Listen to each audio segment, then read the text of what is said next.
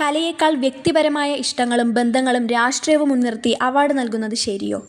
മികച്ച സംവിധായകനും മികച്ച സിനിമാറ്റോഗ്രാഫർക്കുമുള്ള അവാർഡ് നൽകിയിരിക്കുന്നത് കേരളത്തെ മോശമായി ചിത്രീകരിച്ചതും തെറ്റായ കണക്കുകൾ പ്രചരിപ്പിക്കുകയും മതസാമുദായിക ഭിന്നത വളർത്തിയെടുക്കുകയും ചെയ്ത സിനിമയ്ക്കാണ്.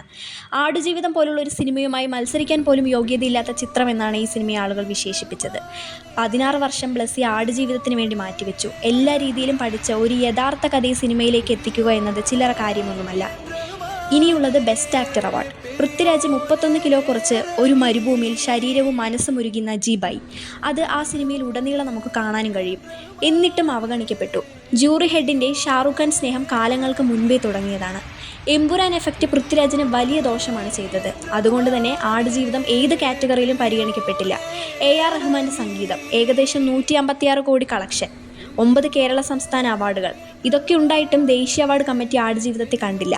കമ്മിറ്റി പറയുന്നത് ചിത്രീകരണവും പ്രകടനവും ഒന്നും ആധികാരികമല്ല എന്നാണ്. അഡാപ്റ്റേഷനിൽ നാച്ചുറാലിറ്റി ഇല്ല എന്നും അദ്ദേഹം കൂട്ടിച്ചേർത്തു. രാഷ്ട്രീയം കാണിക്കുന്നില്ല എന്ന കാരണം കൊണ്ടാണോ ആടുജീവിതത്തിന് അവാർഡ് നിഷേധിക്കപ്പെട്ടത്? കഴിവിനും കലയ്ക്കും ഇവിടെ വിലയില്ലേ എന്ന് ചോദിച്ചു പോവുകയാണ്.